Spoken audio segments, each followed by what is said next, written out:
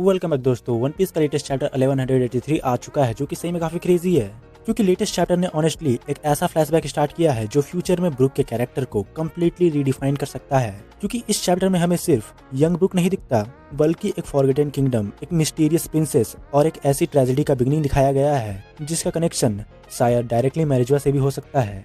जब मैंने चैप्टर का एंडिंग नरेशन पढ़ा तो literally over 70 years ago there were 2 massive stars in the kingdom of Esperia, और तभी ही क्लियर हो गया था ओडा ने एक और legendary tragic back story cook कर दी है। तो इस चैप्टर का टाइटल है गुड डे मरमेड, और ये टाइटल क्यों है तुम्हें ब्रूक के फ्लैशबैक में पता चल ही जाएगा, इसलिए टेंशन मत लो। और इसमें हमें एक कलर स्प्रेड पेज भी देखने को मिलता है जिसमें स्ट्रॉ हैट्स एलिफेंट्स के साथ मस्ती कर रहे थे।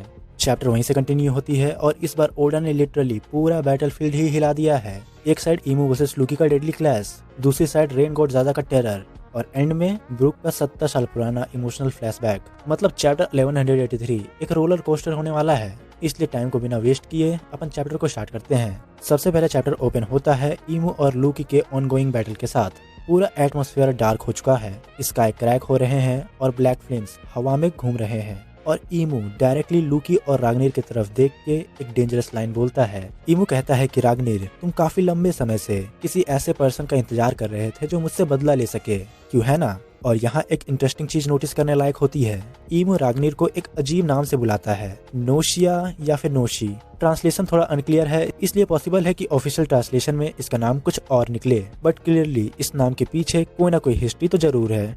ईमू की बात सुनते ही लूकी अपने ड्रैगन फॉर्म में रॉर करता है। पूरे पैनल से फील आ रहा था कि लूकी जेन्युइनली एक्साइटेड है। वो कहता है कुछ ज्यादा ही बकबक नहीं कर रहा तू। और फिर लूकी ये भी एक्सेप्ट करता है कि उसने अपनी लाइफ में ईमू जैसा मॉन्स्टर कभी नहीं देखा, यानी लूकी जैसा प्रिंस भी जो मॉन्स्टर के बीच पला बड़ा है, वो भी ईमू को अलग लेवल का थ्रेट मान रहा है। लेकिन असली डेंजरस लाइन तो उसके बाद आती है। ईमू बोलता है, लूकी, लूफी और राग्नीर, तुम लोग कभी मेरे एलाय थे ही नहीं। ईमू बेसिकली एक्सप्लेन कर रहा है कि ये तीन लोग कभी भी उसको सर्व नहीं करने वाले। लूकी ने गॉड एंड बनने का ऑफर रिजेक्ट कर दिया। लूफी जॉयबॉय का सक्सेसर है और राग्नीर ओपनली ईमू के अगेंस्ट खड़ा है, इसलिए ये तीनों ईमू के लिए सिर्फ एनिमीज है। और इसी वजह से ईमू डिसाइड करता है, मैं तुम सबको एग्जिस्टेंस से ही इरेज कर दूंगा। और कसम से ये सुनते ही लिटरली मेरे रोंगटे खड़े हो गए थे, क्योंकि भाई ये लिटरली रियलिटी से ही इरेज करने की बात कर रहा है। मतलब ऐसा कि वो कभी थे ही नहीं। और इमीडिएटली उसके बाद ईमू अपना वेपन रेज करता है और ब्लैक ऑरा फैलाने लगता है, और उसके वेपन से एक डार्क ओमेन निकलता है। ईमू फिर लूकी को वार्न करता है कि उसका एंड डोजन जैसा होगा, जो कि एक मिस्टीरियस कैरेक्टर है, एंड ऑब्वियसली इसकी डेथ हो चुकी है और मोस्ट प्रोबेबली इसे ईमू ने ही मारा होगा वर्ल्ड सेंचुरी के टाइम। इसलिए ये डोजन कौन है मुझे नहीं पता। लेकिन यहाँ पे नोटिस करने वाली बात यह है कि ओडा फिर से एंशिएंट हिस्ट्री और इरेज्ड पीपल का कॉन्सेप्ट टीज कर रहे हैं। फिर उसके तुरंत बाद ही ईमू अटैक करता है, उसके ब्लेड से ब्लैक फ्लेम्स निकलती है और सामने लूकी भी रेडी हो जाता है। लूकी राग्ना ट्विंस हिम नाम का मैसिव फायर अटैक यूज करता है, जिससे पूरे बैटलफील्ड में फ्लेम्स फैल जाती है। लेकिन ईमू फिर एक और टेररिंग चीज करता है, वो अपने वेपन के शेप को चेंज ही कर लेता है और उससे एक नया ब्लैक वेपन समन होता है, जो कि ब्लैक लिक्विड जैसा सब्सटेंस से बना था। लेकिन ये स्वॉर्ड भी नहीं थी, स्पेयर भी नहीं थी, कुछ अलग ही एंटिटी लग रही थी।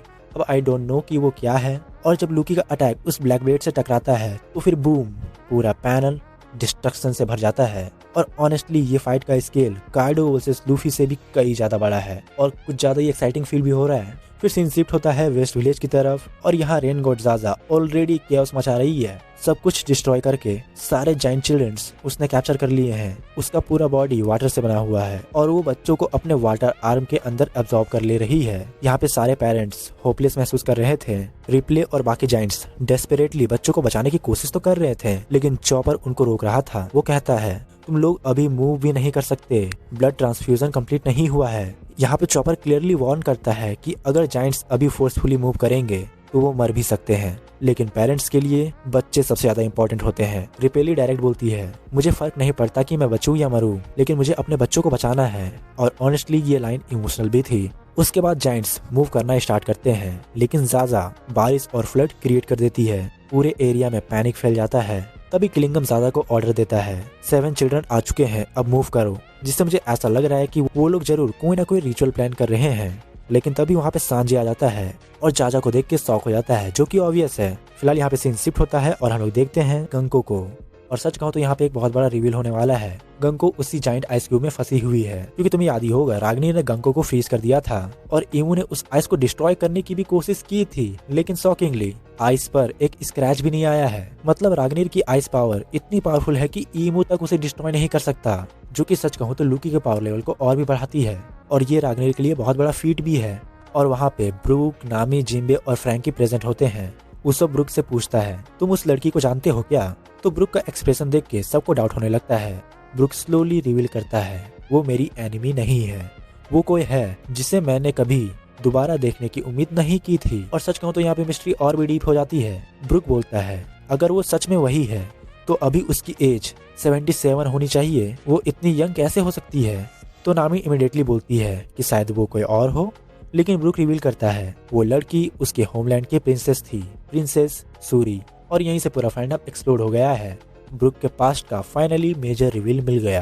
ब्रूक बताता है कि प्रिंसेस सूरी होली लैंड के लिए चली गई थी और उसके बाद वो कभी वापस नहीं मिली। लेकिन ब्रूक एक और स्ट्रेंज चीज नोटिस करता है, गंको ने उनके रूप्स सीक्रेटली रिलीज किए थे और उसने ब्रूक का नाम भी पूछ लिया था। इसलिए क्वेश्चन ये है, अगर वो प्रिंसेस सूरी नहीं है तो उसको ब्रूक के बारे में कैसे पता? ब्रूक फिर एक्सप्लेन करता है कि गंको के अंदर मल्टीपल पर्सनैलिटीज हो सकती है। एक पर्सनैलिटी ने स्ट्रो हैट्स की हेल्प किया और दूसरी पर्सनैलिटी डीमन मोड में आ गई। तो नामी एक थ्योरी देती है, हो सकता है कोई उसको कंट्रोल कर रहा हो और ऑनेस्टली ये पॉसिबिलिटी काफी स्ट्रॉन्ग लग रही है। जिम्बे फिर एक और डार्क क्वेश्चन पूछता है, हम क्या करें, इसको बचाएं या मार दें? क्योंकि अगर गंको एनिमी साइड की है तो वो कभी भी डेंजर बन सकती है, जो कि सही भी है। लेकिन उसी मोमेंट ब्रूक इमोशनल हो जाता है। वो कहता है, ये बहुत पुरानी बात है जब प्रिंसेस सूरी बस एक छोटी सी बच्ची थी और मैं भी यंग था। और यहीं से ब्रूक का फ्लैशबैक स्टार्ट होता है। तो ये बात है 70 साल पहले की किंगडम ऑफ इस्पेरिया, एक म्यूजिकल किंगडम जहाँ बिल्डिंग्स भी इंस्ट्रूमेंट से इंस्पायर्ड है। सुबह के 4 बजे का सीन है, कोई गाना गा रहा है और हम देखते हैं ये यंग ब्रूक है। और सच कहूँ तो ये पैनल मुझे बहुत पसंद आया था, बिल्कुल नीका वाली वाइब दे रहा है। ब्रूक बिना ग्लासेस, बिना scars, full handsome musician vibe में था। वो शिप के ऊपर खड़े होकर गाना गा रहा होता है। बैकग्राउंड में सनराइज, सी ब्रीजेज और एक peaceful kingdom. Little princess Suri उठती है और ब्रूक को गुड मॉर्निंग बोलती है। और सच कहूँ तो यहाँ ओडा ने पूरा एस्थेटिक ही चेंज कर दिया। और फिर एक ब्यूटीफुल किंगडम यानी कि किंग ऑफ इस्पेरिया का पैनल दिखाया जाता है, जो कि सच में काफी अच्छा था, जो लैंड था इंस्ट्रूमेंट क्राफ्ट्समैन का। और वहीं हमें पता चलता है कि ब्रूक सिर्फ म्यूजिशियन नहीं है, वो रॉयल स्क्वाड कॉर्प्स का कैप्टन भी था और उसका स्वॉर्ड स्टाइल बहुत फेमस भी था, जिसका नाम था स्विफ्ट स्लैश। लोग ब्रूक से ट्रेनिंग मांग रहे थे कि भाई हमें भी सिखाओ ये। लेकिन फिर एक होलसम सीन आता है जहाँ ब्रूक और प्रिंसेस सूरी साथ में गाना गा रहे थे। और ऑनेस्टली करंट लोनली ब्रूक को देख के ये फ्लैशबैक और भी इमोशनल हो जाता है। उसके बाद रिवील होता है कि ब्रूक की एज 20 है और प्रिंसेस सूरी की एज 7। और ब्रूक ओपनली कन्फेस करता है कि उसको क्वीन कैंडल पे क्रश है। ये क्वीन कैंडल कौन है तुम्हें बाद में पता चलेगा। उसके बाद किंग रोवन इंटर करता है और मजाक में पूछता है, क्या तुम सीक्रेटली मुझे असासिनेट करने वाले हो? तो ब्रूक आंसर देता है कि मैं नेचुरली वेट करूंगा आपके मरने का। और सच कहूँ तो पहले ब्रूक काफी वाइल्ड था, पूरे सीन में कॉमेडी और वार्मथ दोनों है। लेकिन सडनली एटमॉस्फेयर चेंज हो जाता है क्योंकि उनके पास एक गार्ड आता है अर्जेंट न्यूज के साथ। वो कहता है कि मोरॉन गैंग टाउन के पास आ चुकी है और उनका टारगेट है क्वीन कैंडल।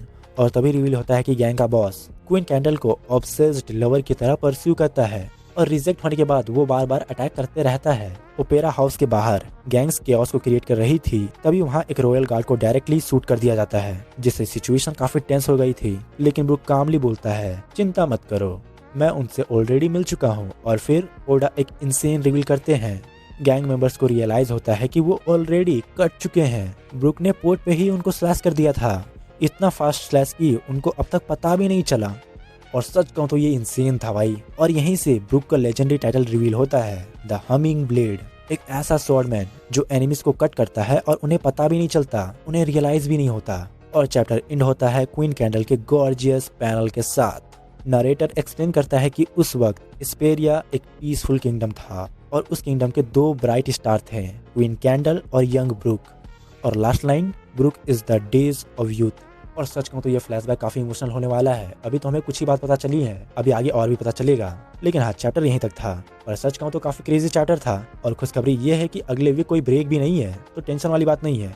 और ऑनेस्टली चैप्टर 1183 काफी लेयर वाला चैप्टर था, जिसमें ईमू वर्सेस लूकी, जाजा का टेरर, गंगो का मिस्ट्री और फाइनली ब्रूक का हार्ट ब्रेकिंग पास्ट रिवील हुआ। और ये चैप्टर के बाद ये तो कंफर्म हो जाता है कि ओडा क्लियरली ब्रुक को एक मैसिव रोल देने वाला है फाइनल सागा के अंदर। तुम कमेंट सेक्शन में अपने ओपिनियन और थ्योरीज को जरूर बताना, मैं जानना चाहता हूँ कि तुम्हें क्या लगता है। लेकिन हाँ, आज के लिए बस इतना ही। अगर वीडियो तुम्हें पसंद आया हो तो वीडियो को लाइक करना, शेयर करना और अपने मैंथन भाई के चैनल को सब्सक्राइब कर देना।